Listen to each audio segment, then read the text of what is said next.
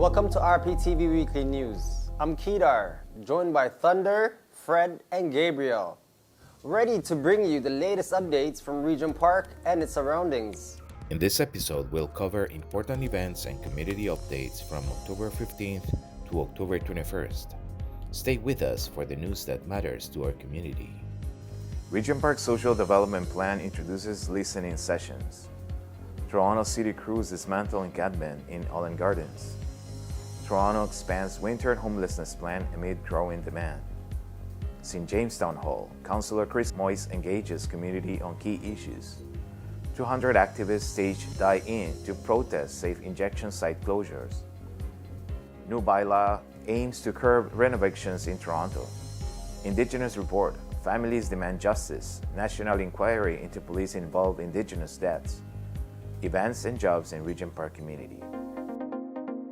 The Regent Park Social Development Plan, SDP, has long been a key framework in fostering social inclusion and cohesion within the neighborhood.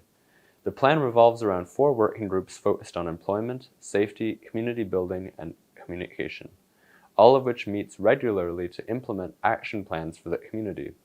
These groups, along with the planning committee and other subcommittees, work together to report their progress to a stakeholders table that meets quarterly. In 2023, the City of Toronto initiated a refresh process of the SDP after ongoing tensions and conflicts hindered its progress. To address these challenges, Human Future Studios, HFS, an independent consultant group, was commissioned to provide recommendations for improving the SDP. On July 16, 2024, the consultant group emphasized the need to improve communication, introduce trauma-informed practices, and implement conflict resolution strategies. Now, the City of Toronto is taking the next step towards implementing these recommendations, with a focus on creating opportunities for community members to share their perspectives. This will begin in the fall of 2024 through the Regent Park listening sessions. These sessions aim to create a safe and inclusive environment where all members of the Regent Park community can share their thoughts on how to build a vibrant, cohesive neighborhood. The listening sessions provide an opportunity for residents, grassroots organizations, TCHC tenants, and community leaders to contribute ideas and discuss the future of Regent Park. Everyone is encouraged to participate in these discussions and explore ways to enhance social cohesion and inclusion within the neighborhood. All listening sessions will be from 5:30 p.m. to 7 p.m. The first session will take place on November 4th. This session is for SDP members at 150 River Street. Next session on November 7th for TCHC tenants at the Regent Park Community Center. Next session will take place on November 8th for grassroots organizations at 150 River Street. And the next November 22nd, and this session is open to all at the Regent Park Community Center. The last session is on November 26th, and this is for youth only at Dixon Hall, 51 Wyatt Avenue. Light refreshments will be provided at all sessions, and child-minding services will be available. For more information or questions, contact Olanik Solomon, olanik.solomon@toronto.ca, or Richard Herwin, richard.herwin@toronto.ca. To sign up for the listening sessions, please visit the City of Toronto's website and fill out a brief confidential survey. Your input is essential in guiding the direction of Regent Park's future. Stay tuned to Regent Park TV for ongoing coverage of these listening sessions and updates on the Social Development Plan. City crews clear encampment in Allan Gardens. City crews cleared an encampment in Allan Gardens on Friday, October the 18th, raising concerns for the unhoused community, particularly in the downtown east. While 9 individuals were moved to shelters, 2 refused offers of accommodation. Elise Bonshio from the City of Toronto stated that efforts have been ongoing for 450 days, successfully transitioning over 400 people into housing. Councillor Moise noted that every occupant has been offered housing or indoor accommodations. As the city implements an encampment prevention protocol, the need for sustainable housing solution remains very urgent. Stay tuned for more updates on this issue affecting our community. St. James Town Hall. Councillor Chris Moise engages community on key issues. On October 22nd, 2024, City Councillor Chris Moise hosted a neighborhood town hall for residents of Cabbagetown, St. Jamestown, and Winchester Park at the Wellesley Community Centre. From 6 p.m. to 8 p.m., Councillor Moise shared updates on key initiatives, including the Downtown East Action Plan reset, new encampment protocols, rental demolition compensation, and community safety measures. The event featured an open mic session, giving attendees a chance to voice their concerns and ask questions, fostering a collaborative dialogue among community members. This year, the town hall embraced a fully hybrid model, enabling residents to participate both in person and online. Councillor Moise emphasized the importance of community engagement and invited residents to connect with their neighbors, share insights, and learn about the developments at City Hall. Toronto expands winter homelessness plan amid growing demand as winter approaches. The City of Toronto has announced its winter services plan amid an expanding shelter options for the city's homeless population. This announcement is crucial for the unhoused communities in the downtown east, where many individuals face extreme cold and heightened vulnerability. The plan addresses the urgent need for additional resources as temperatures drop, ensuring that those without homes have a safer place to seek refuge during the winter months. At a press conference on October the 22nd, Gord Tanner, head of Shelter and Support Services, highlighted the critical situation. The city is accommodating more than 12,200 people each night, and that's up from 10,700 people last year.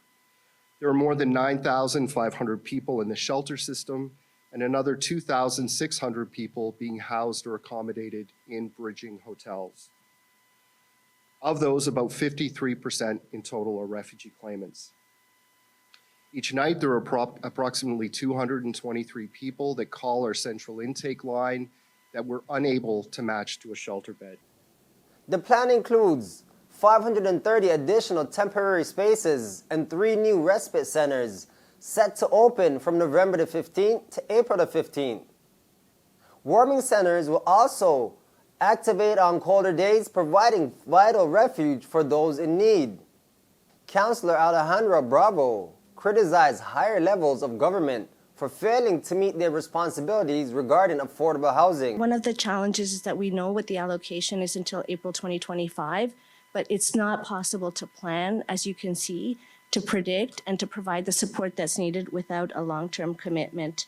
I want to say that the federal funds for the encampment help needs to come quickly to the City of Toronto and to all municipalities. We also need to prioritize securing that capital investment that's been requested of the federal government so that we can go ahead with our capital shelter plan. As Toronto prepares for winter, the city's response underscores the urgent need for long-term solutions to homelessness, particularly for vulnerable residents in communities like Regent Park. New bylaw aims to curb renovictions in Toronto. City staff have proposed a new bylaw to combat illegal renovictions in Toronto, requiring landlords to evict tenants for renovations to obtain a rental renovation license.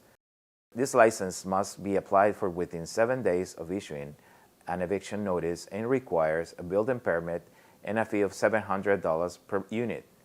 To ensure tenant protection, the bylaw mandates that landlords create plans to offer comparable housing for returning tenants at similar rents. If tenants find their own temporary accommodations, landlords must cover the rent difference through monthly rent gap payments. For those choosing not to return, severance compensation will be provided. This proposed framework, developed through consultations with housing advocates and tenant right experts, aims to prevent the misuse of renovations as an eviction tactic. It is set to take effect on July 31st, 2025, allowing time for education and communication efforts. In June of this year, City Toronto Council directed staff to report on and develop a bylaw to address renovictions modeled after the City of Hamilton approach.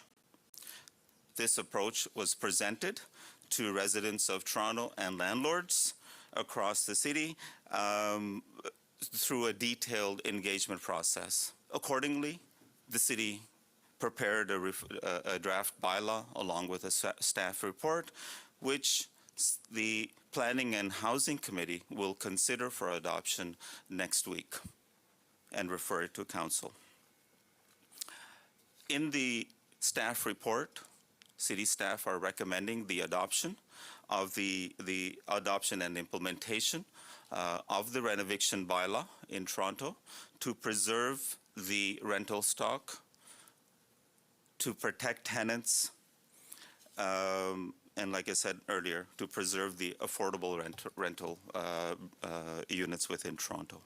200 activists staged die-in to protest safe injection site closures, including the one at the Regent Park Community Health Center. Community members expressed fears about the impact of losing Regent Park site, emphasizing the importance of harm reduction in addressing the ongoing drug crisis. As the fight against these closures continue, the Regent Park community remains committed to advocating for accessible health services. This report includes footage from the protests, courtesy of Praxis Archives on Instagram. Good afternoon. My name is Ms. Kwasan Agnew. I'm a Korean Dene woman based in Toronto, and my family is from Salt River First Nation. I'm an Indigenous harm reductionist and abolitionist. I'm a member of Toronto Indigenous Harm Reduction, and I also work at an overdose prevention site. I am witness to the toxic drug supply claiming the lives of our friends and relatives, the human suffering, and the dehumanization of drug users. The recent announcements of the closures of safe consumption sites is a death sentence for thousands of us and our loved ones.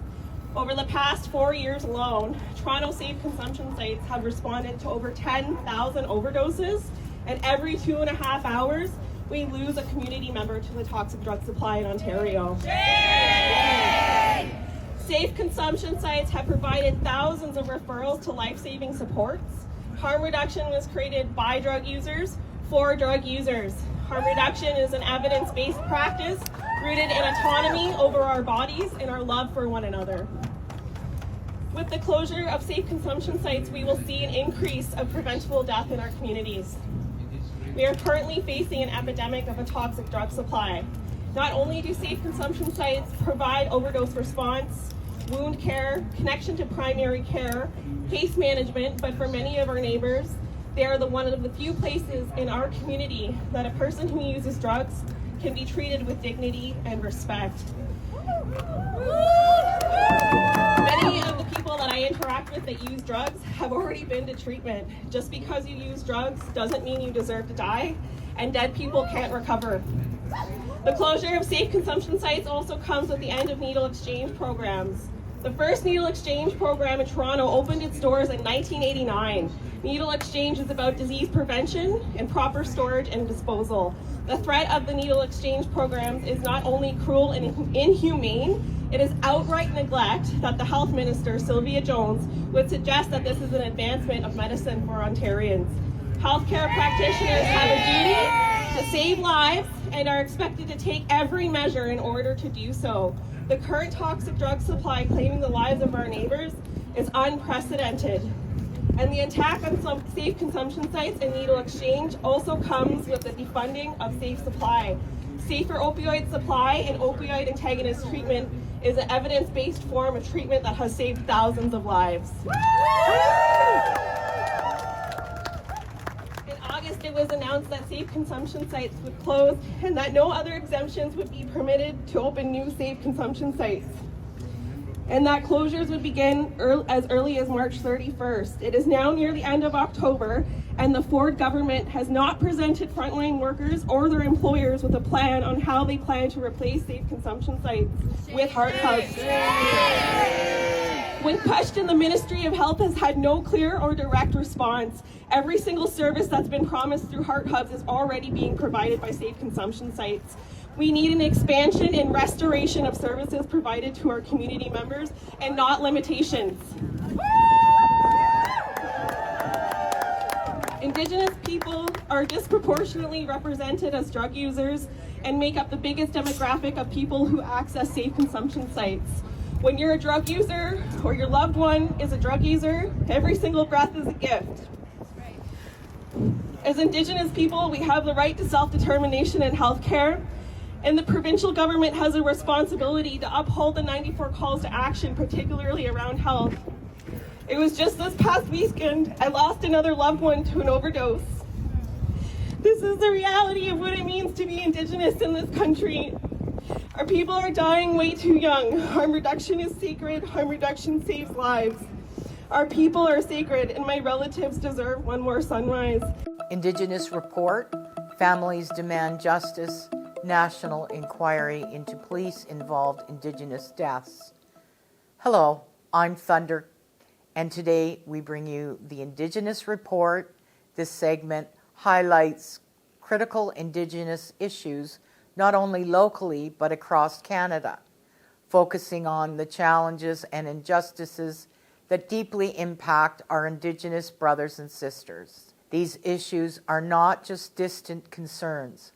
They are directly relevant to our Regent Park community, where Indigenous voices and perspectives are vital to understanding the broader social landscape. In today's Indigenous report, we cover a troubling national crisis. Families of Indigenous people are calling for a public inquiry after 9 police-involved deaths across Canada. These families gathered on Parliament Hill in Ottawa to demand justice and accountability. We will hear from this emotional press conference where the families of 8 of the victims shared painful stories. The families are demanding immediate action to address police brutality and ensure the concrete steps are taken to offer justice and support those affected. These deaths are part of a broader crisis that the Indigenous communities are calling a state of emergency. Now let's hear from the press conference where the families expressed their deep pain and demanded urgent action. Good afternoon. My name is Martha Martin. I come from Tlayoquet First Nations. I'm the mother of Chantal Moore and my son, Mike Martin. So my daughter's life was taken on June 4th of 2020. And 5 months later, I would lose my son in police custody. So today as we come and we join the families, it's been 4 years of dealing with coroners, lawyers. Today we come and discuss, dealing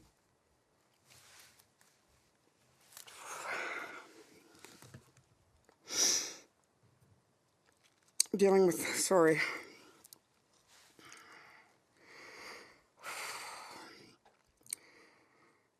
I'd hope that we would have seen justice in 2024, and as time goes on, I feel like our numbers are going up. Thank you. And law enforcement is still not held accountable. We see no action.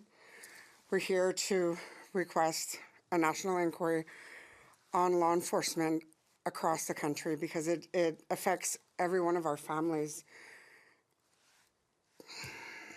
My name is Laura Holland. I'm from the Wet'suwet'en territory, and my clan is Luxilyu. The RCMP killed my son on July 8th, 2021 in Campbell River, BC. And since then, I have been united with families across Canada, and especially my friend Martha Martin. We have been very close, and we have worked hard together to demand justice for our children. And what we've realized is that there is no justice. It's impossible to get justice in this country. And what we want to do is some healing. And we know that that's impossible too, because without justice, there is no healing. And we are so tired because the provinces, the provincial governments are not paying attention to us.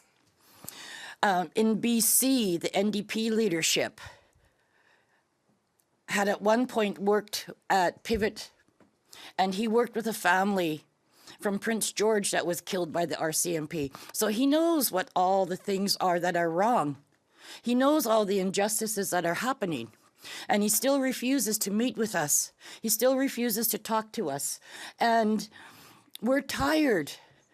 When we heard about the 6 in 11 days, the 6 Indigenous lives killed in 11 days, we talked on the phone.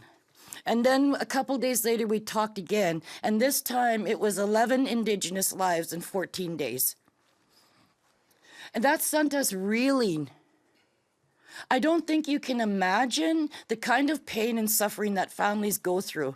Like when the police kill, unaccountable police kill one member in your family, they kill your whole family.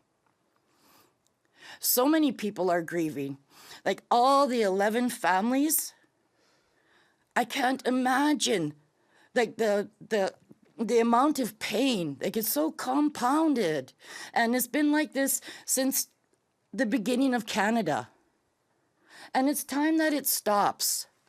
We need someone who has a political will. And that means we need people. We need people like you. We need people on board with us. And we need someone to have a political will to make some changes. Because there are so many people who are dying here in this country by law enforcement, whether that's on the streets or in jails. And the numbers of women in law enforcement incarcerated is going up. We couldn't even get the government to look for our missing and murdered women in landfills. And I did the work with the missing and murdered women in the inquiry and the Picton inquiry. I know how hard it is. I know how devastating this work is. And I've been doing this all my life. And I've been fighting for justice all my life. And now my son has been killed by the police. And he knew they were coming for him. Like, this is just unreal. This is surreal. So we need changes, and we need systemic changes. We need systemic changes from an unaccountable government. We need someone to listen to us. I think there's one party that has spoken out about what the CRU or CERG is doing on Wet'suwet'en and Yinta. I haven't heard any other political parties talking about it. I'm just devastated. This should have been a political agenda for the elections. And, you know, the alert was made. We knew that there were 11 people killed. 11 Indigenous lives were taken. And there's no action. You know, this is ridiculous. This should be like a state of emergency. This is a state of emergency for us. Yes. It's a state of emergency for Indigenous people. We're being killed on the streets, in our homes, and everywhere. And no one is saying anything. No one cares. We want you to care. Even if you don't care, at least do something, say something. Speak up, stand with us. It's time. And now for the events and jobs in Regent Park community. A community consultation meeting for Regent Park phases 4 and 5 will take place on Wednesday, October 30th, 2024, from 6 to 7:30 p.m. Hosted by Senior City Planner Catherine Bailey, the meeting will cover City's Council's proposed amendments to zoning bylaws 1325-2023 to address conflicts with city infrastructure and expand housing options in the area. Friends, neighbors, my name is Walid Kogali Ali. I'm with the Regent Park Neighborhood Association, and I want to invite all of you to attend the City of Toronto's community consultation on the rezoning application submitted by Toronto Community Housing and Tridel related to phases 4 and 5 of the redevelopment of Regent Park. This is a very important meeting, and your voices will matter as City Council will consider whether to approve an additional 192 market units in phases 4 and 5. That will make it a grand total of 2,000 804 market units, but only 633 rent geared to income social housing units. Many of you know that Regent Park was a social housing community, exclusively a social housing community with 100% rent geared to income housing. But due to this proposal, we will not have a balance, my friends. We are not going to have a 50-50 balance of market and social housing. And we also want to find out whether the 637 so-called affordable housing will be based on income. Will it be housing that will respect the definition of affordable housing, which is no more than 30% of household income, or will it be the developer's definition of 80% of market, which is actually market housing? So we want to make it clear that the residents of Toronto deserve real solutions when it comes to addressing the social housing crisis. And I hope that you will join us from 6 to 7:30 p.m. this coming Wednesday, October 30th. It's going to be on WebEx.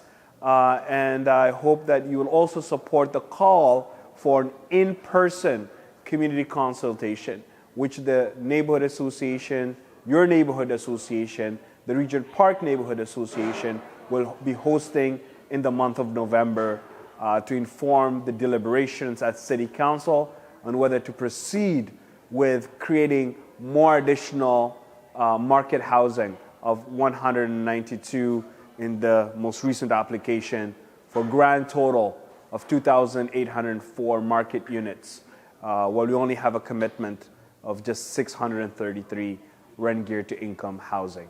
So join us, show up, and most importantly, let's all speak with a united position that the real housing crisis can be addressed through investments in rent geared to income housing for not just individuals, but for families living in Regent Park. Thank you, and I hope to see you there.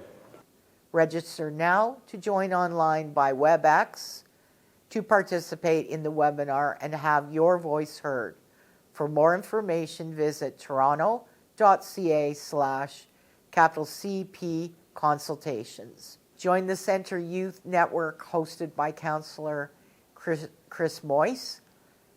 Do you want to get involved in politics and meet other young civically engaged people? You're invited to join the new Youth Network, open to anyone between the ages of 14 to 24 who live or attend schools in Ward 13. For more information, visit Chris Moise's website. After School Homework Club, starting September 12th to May 2025, every Thursday from 4 p.m. to 7 p.m. at the 50 Regent Park Boulevard ground floor. Ages 7 to 18-year-olds are welcome. York University tutors. To register, email Felicia White at felicia.white@torontohousing.ca. Tridel is offering job opportunities for Regent Park residents. For more information, visit tridelcommunityworks.com. Apply now. And that's all for events, jobs. Hope to see you there. And that's all for today's show. I'm Gabriel, and I've been joined by my co-hosts, Thundercloud, Fred, and Kedar. A big thank you to our dedicated team of researchers who contributed to this week's episode. From Focus Media Arts Center, thank you for watching, and we'll see you next time.